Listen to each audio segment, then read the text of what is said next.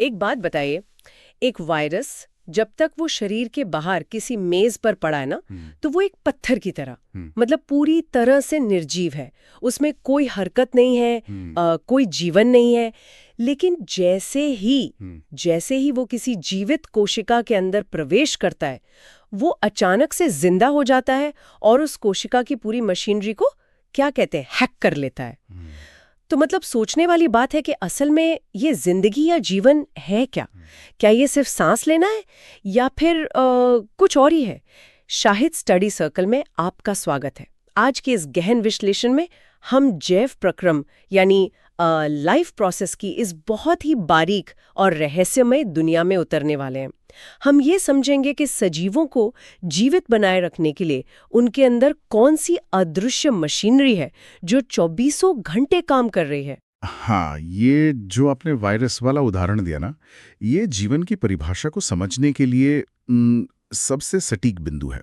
मतलब वैज्ञानिक जगत में भी अगर हम देखें तो वायरसों को सजीव और निर्जीव के बीच की एक कड़ी माना जाता है। असल में इस ब्रह्मांड का एक बहुत ही बुनियादी नियम है जिसे हम एंट्रोपी कहते हैं। एंट्रोपी मतलब चीजों का बिखरना। बिल्कुल, एग्जैक्टली। इसका मतलब है कि हर व्यवस्थित चीज समय के साथ टूटती है, बिखरती है।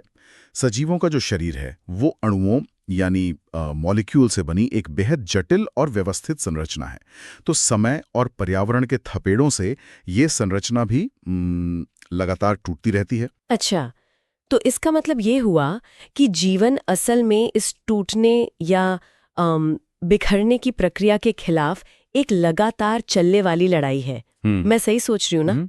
अगर ये मरम्मत का काम रुक गया तो बस शरीर बिखर जाएगा और जीव मृत कहलाएगा। हाँ, बिल्कुल सही पकड़ा आपने। और इसी मरम्मत को, इस मेंटेनेंस के काम को लगातार जारी रखने के लिए शरीर के भीतर अणुओं का हमेशा गतिशील रहना बहुत जरूरी है। शरीर के स्तर पर होने वाली इन्हीं अनुरक्षण प्रक्रियाओं को हम जय प्रक्रम कहते हैं। जय प्रक्रम। हाँ, और इसमें मुख्य रूप से 4 स्तंभ होते हैं: पोषण, श्वसन, वहन और उत्सर्जन। मतलब ये चारों एक साथ मिलकर एक ऐसा सुरक्षा चक्र बनाते हैं जो इस एंट्रोपी को या टूटने की प्रक्रिया को हावी नहीं होने देता। अरे वाह, ये तो बहुत ही दिलचस्प नजरिया है। अब जाहिर सी बात है, अगर कोई मशीन लगातार मरम्मत का काम कर रही है तो उसे ऊर्जा तो चाहिए ही होगी, और ऊर्जा हवा से तो पैदा नहीं हो सकती, है ना? बाहरी पर्यावरण से शरीर के अंदर ऊर्जा के स्रोत को पहुंचाने की जो प्रक्रिया है, वही पोषण है। क्योंकि धरती पर हमारा जो जीवन है वो कार्बन आधारित है, तो हमारे ज्यादातर खाने पीने की चीजें भी कार्बन अणुओं के रूप में ही होती हैं। सही कहा। और पोषण की जब बात आती है ना, तो प्रकृति ने ऊर्जा हासिल करने के कई अलग अलग, मतलब बहुत ही हैरान करने वाले तरीके विकसित किए हैं। आप पौधों का ही उदाहरण ले लीजिए। वो स्वपोषी पोषण यानी ऑटोट्रोफिक न्यूट्रिशन पर निर्भर हैं। हाँ, वो अपना खाना खुद बनाते हैं। बिल्कुल, वो किसी और जीव को नहीं खाते, बल्कि वो सीधे सूर्य की जो क्वांटम ऊर्जा है, हाँ, उसका इस्तेमाल करते हैं।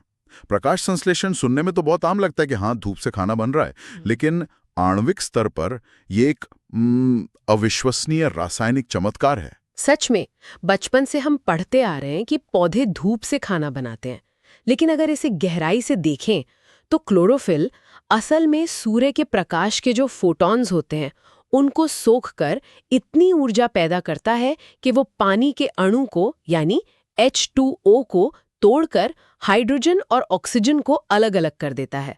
पानी के मजबूत बंधनों को तोड़ने के लिए तो बहुत ज्यादा ऊर्जा चाहिए होती है ना? बिल्कुल चाहिए होती है। और उसी ऊर्जा और हाइड्रोजन का इस्तेमाल करके पौधे हवा से ली गई कार्बन डाइऑक्साइड को कार्बोहाइड्रेट में बदल देते हैं, और यही कार्बोहाइड्रेट उनका मुख्य भोजन है। तो जो कार्बोहाइड्रेट वो तुरंत इस्तेमाल नहीं कर पाते, उसका क्या होता है? जो बच जाता है उसे वो मंड या स्टार्च के रूप में जमा कर लेते हैं।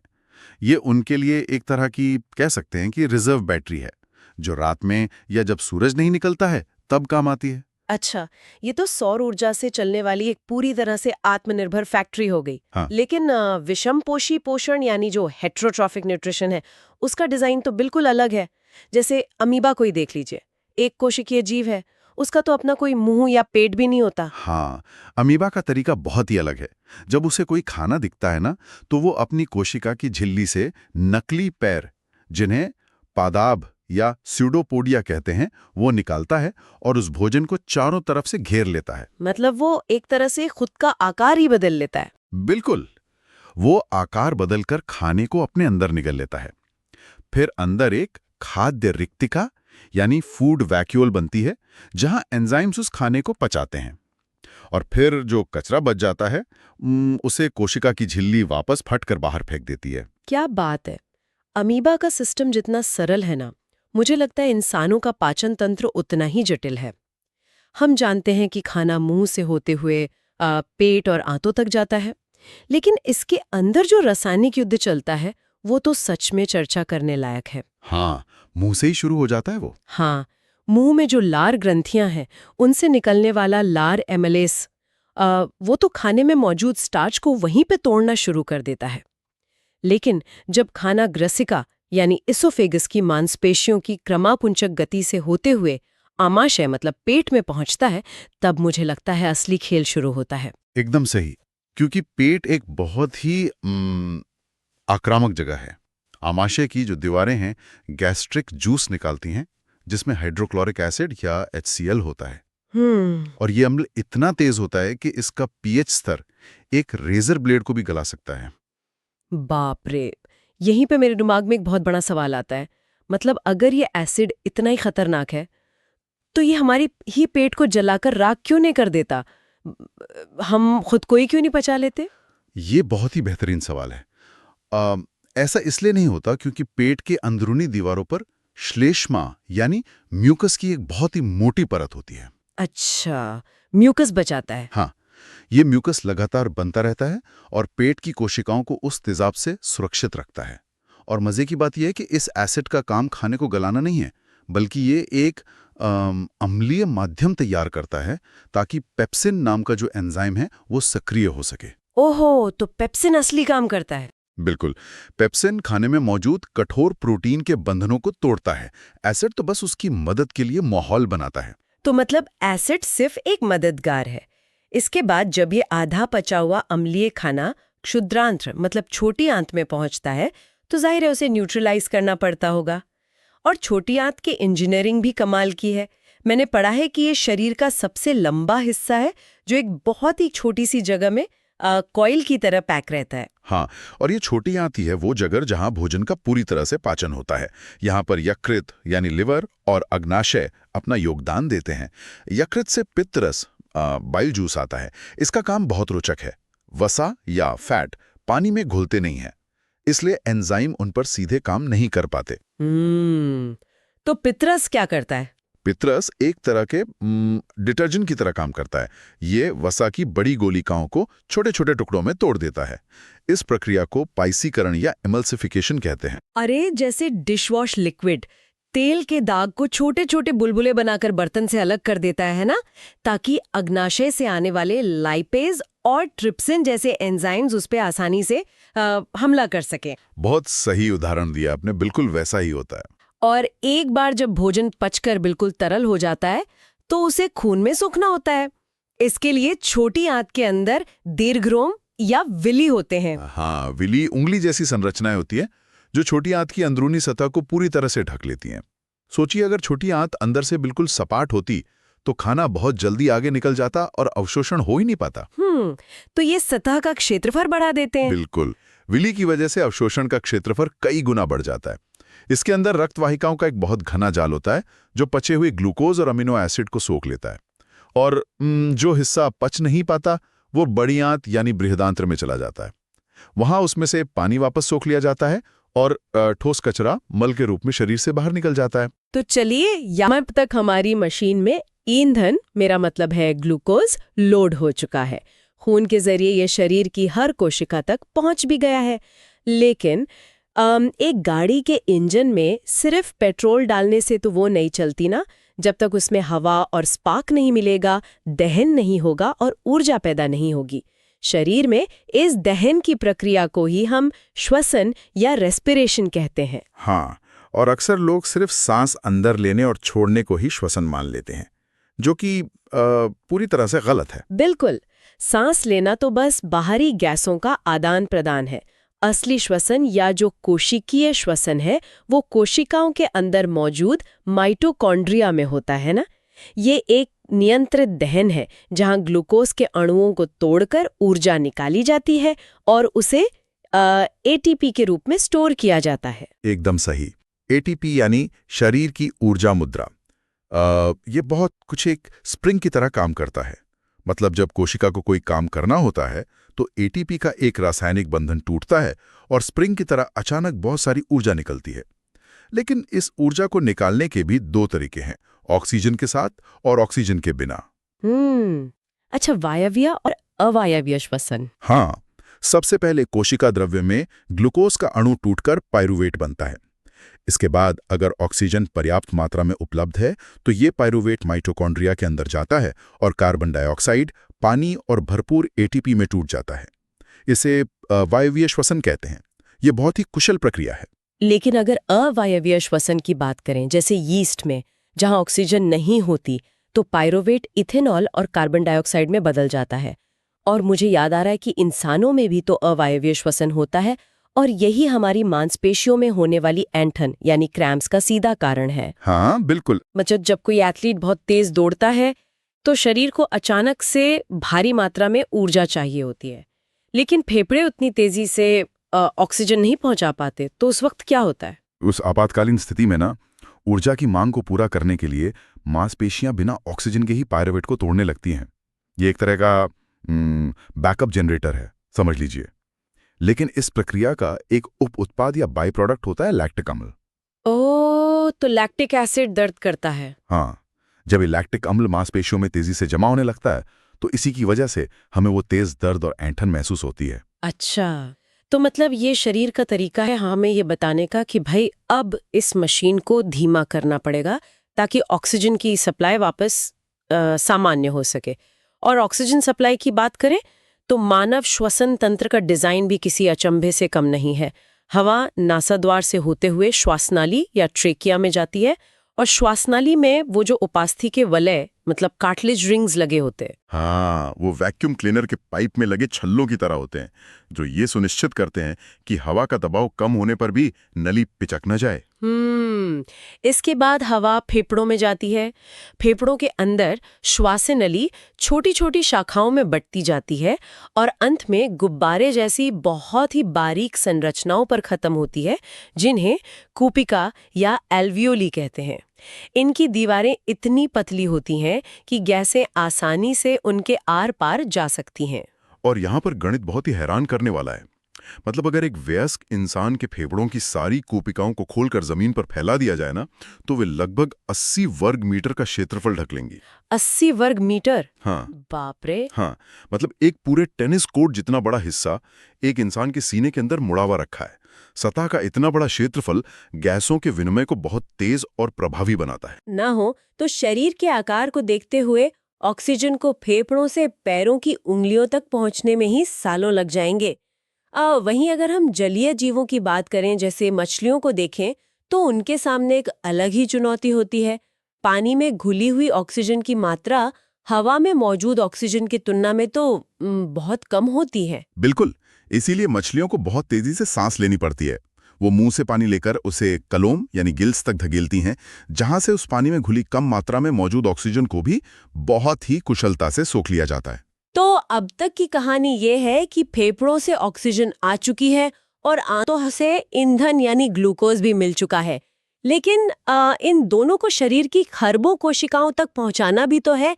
इसके लिए एक बहुत ही मजबूत डिलीवरी नेटवर्क या कह लें कि वहन तंत्र चाहिए। हाँ, एक ट्रांसपोर्ट सिस्टम। जी, मानव शरीर में इसका मुख्य इंजन हमारा दिल या हृदय है। हमने बचपन से पढ़ा है कि इंसान के दिल में 4 चेंबर या कोष्ठ होते हैं, लेकिन विकासवाद के नजरिए से देखें तो ये तो एक बहुत ही बड़ा अपग्रेड है ना। बहुत बड़ा अपग्रेड है। देखिए, मछलियों के दिल में सिर्फ 2 कोष्ठ होते हैं और जल थलचरों यानी एम्फीबियंस में 3, लेकिन पक्षियों और स्तनधारियों में 4 कोष्ठ होते हैं। इसका सबसे बड़ा कारण यह है कि पक्षी और स्तनधारी गर्म खून वाले जीव हैं। उन्हें तापमान बनाए रखना होता है। हाँ, उन्हें अपने शरीर का तापमान बाहर के मौसम के हिसाब से बदलने के बजाय हमेशा एक समान बनाए रखना होता है, और इस काम के लिए बहुत ही भारी मात्रा में ऊर्जा चाहिए होती है। और जाहिर है इतनी ज्यादा ऊर्जा पैदा करने के लिए ऑक्सीजन की बिना रुकावट सप्लाई चाहिए। जी 4 कोष्ठों का डिजाइन यही तो सुनिश्चित करता है कि फेफड़ों से आने वाला ऑक्सीजन युक्त साफ खून और शरीर से वापस आने वाला बिना ऑक्सीजन का खून आपस में बिल्कुल न मिले। बिल्कुल, ये एक तरह का फायरवॉल है जो सिस्टम की कार्यक्षमता को चरम पर रखता है। इसे ही दोहरा परिसंचरण या डबल सर्कुलेशन कहते हैं। दोहरा परिसंचरण क्योंकि खून 2 बार दिल से गुजरता है। जी, एक पूरा चक्र पूरा करने के लिए खून को दिल से 2 बार गुजरना पड़ता है।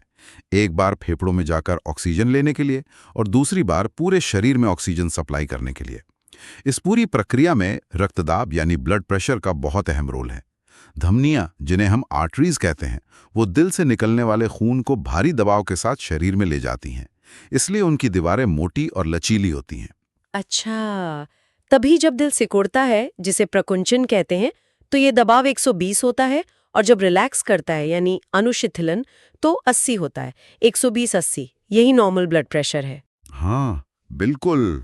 वहीं शिराएं यानी वेन्स खून को वापस दिल तक लाती हैं। उनमें दबाव कम होता है, इसलिए खून वापस उल्टी दिशा में न बहे जाए, इसके लिए शिराओं में वॉल्व लगे होते हैं। और हाँ, रक्ततंत्र के अलावा लसिका या लिम्फ नाम का एक और द्रव होता है जो कोशिकाओं के बीच की खाली जगह से अतिरिक्त तरल को वापस खून में ले जाता है और वसा के वहन में मदद करता है। इंसानों और जानवरों में तो चलिए दिल है जो एक मोटर की तरह खून को धकेल रहा है, लेकिन पौधों की दुनिया का इंजीनियरिंग मॉडल तो बिल्कुल ही अलग है। मैं सोच रही थी एक 300 फुट ऊंचे सिकोया पेड़ के पास ना कोई दिल होता है, ना कोई मोटर होती है, फिर भी पानी गुरुत्वाकर्षण को मात देते हुए मिट्टी से निकलकर सबसे ऊपरी पत्ती तक कैसे पहुंच जाता है। ये वाकई सोचने वाली बात है कि बिना पंप के पानी ऊपर कैसे चढ़ सकता है। यहाँ भौतिकी के कुछ बहुत ही दिलचस्प नियम काम आते हैं। पादपों में पानी और खनिजों को जड़ों से ऊपर ले जाने का काम जाइलम ऊतक करता है, और इस पूरी प्रक्रिया का जो मुख्य प्रेरक बल है ना, वो वाष्पोत्सर्जन है। वाष्पोत्सर्जन मतलब ट्रांसपिरेशन। हाँ, इसे हम वाष्पोत्सर्जन खिंचाव या ट्रांसपिरेशन पुल कहते हैं। पत्तियों में छोटे छोटे छेद होते हैं जिन्हें रंध्र या स्टोमेटा कहते हैं।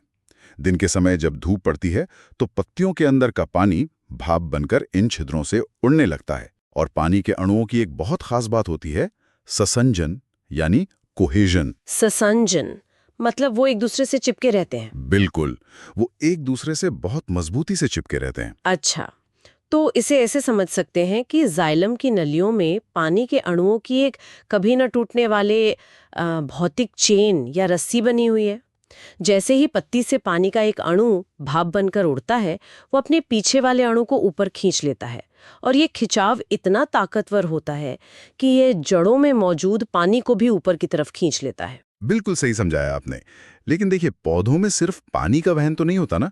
पत्तियों ने जो खाना बनाया है उसे तो जड़ों तक नीचे भी भेजना है, और विकास कर रही कलियों तक ऊपर भी। इस प्रक्रिया को स्थानांतरण या ट्रांसलोकेशन कहते हैं, और ये काम फ्लोएम ऊतक करता है। तो ये जाइलम से अलग कैसे है?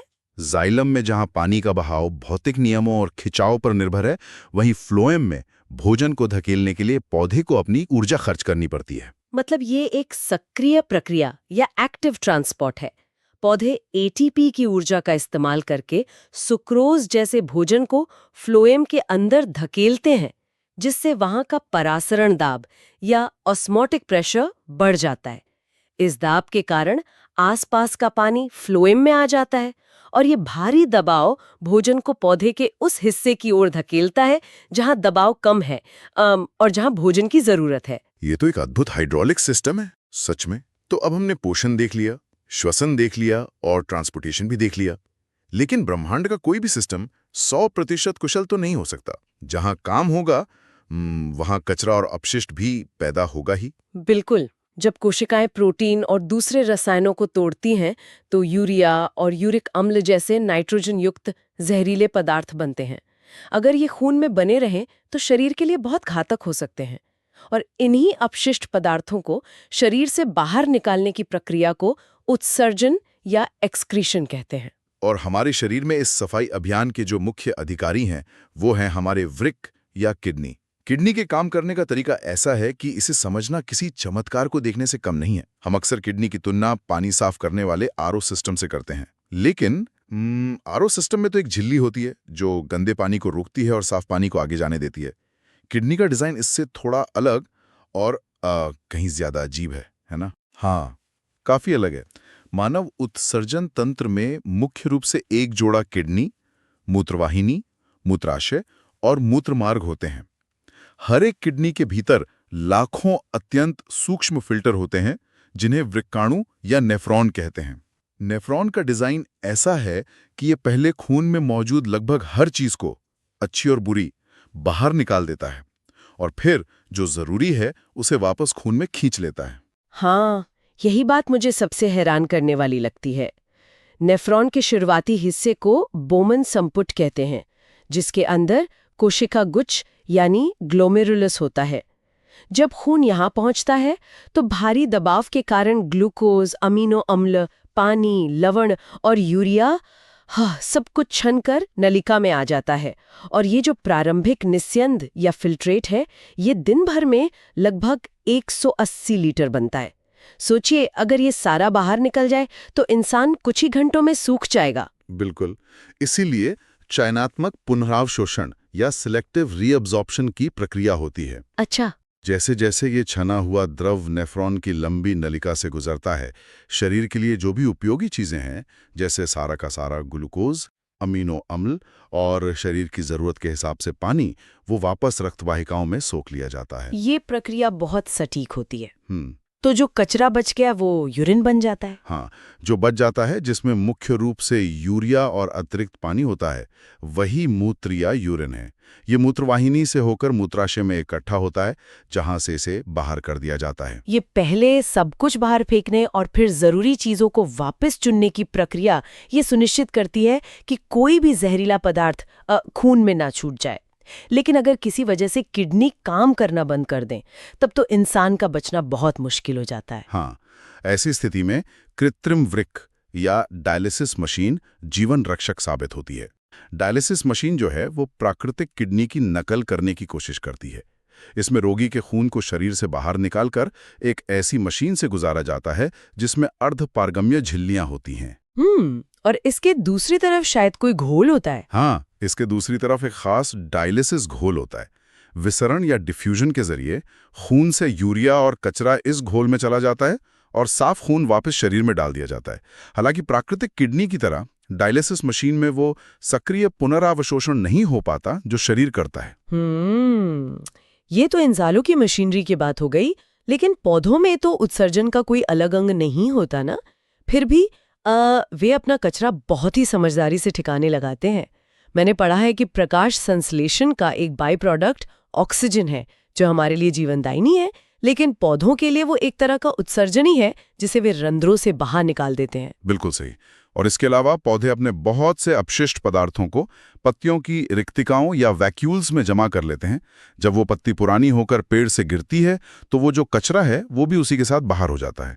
कुछ कचरे को पौधे रेजिन और गोंद के रूप में पुराने जाइलम में भी जमा कर देते हैं।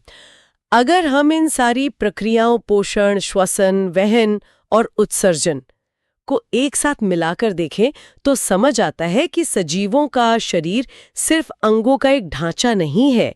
ये अरबों खरदों आणविक मशीनों का एक, कह सकते हैं, सिम्फनी ऑर्केस्ट्रा है जो 24 घंटे एक गजब की लय में बिना रुके काम कर रहा है। गहरी नींद के दौरान भी ये आणविक नृत्य जारी रहता है ताकि एंट्रोपी शरीर को नष्ट ना कर दे। सही कहा। जीवन को किसी एक पल में कैद नहीं किया जा सकता है। ये एक अनवरत चलने वाली रासायनिक और भौतिक प्रक्रिया है। जब तक ये मशीनरी तालमेल में काम कर रही है, जीवन स्पंदित होता रहता है। तो आज की इस चर्चा को हम उसी सवाल पर वापस ले जाते हैं जहां से हमने शुरुआत की थी, वो वायरस और ये जटिल मशीनरी। अब हम उम्मीद करते हैं कि सुनने वालों को आज कुछ सोचने पर मजबूर किया जाए। एक विचार अपने जहन में लाइए, विज्ञान बहुत तेजी से आगे बढ़ रहा है। अगर भविष्य में वैज्ञानिक एक ऐसा सिंथेटिक रोबोट या कृत्रिम ढांचा तैयार कर लें जिसके अंदर पोषण, श्वसन, वहन और उत्सर्जन की ये पूरी प्रक्रिया आणविक स्तर पर बिल्कुल सटीक तरीके से होने लगे। मतलब वो ऊर्जा बनाए, रसायनों को ट्रांसपोर्ट करे और कचरा बाहर निकाले। तो क्या हमें इस बात की परिभाषा को हमेशा के लिए बदलना पड़ेगा कि असल में जीवित होने का मतलब क्या है? क्या वो कृत्रिम ढांचा सजीव कहलाएगा? हम उम्मीद करते हैं कि आज का ये गहन विश्लेषण ज्ञानवर्धक रहा होगा और विज्ञान के इस अदृश्य लेकिन सबसे जरूरी हिस्से को एक बिल्कुल नए नजरिया से देखने पर मजबूर करेगा। जुड़ने के लिए धन्यवाद।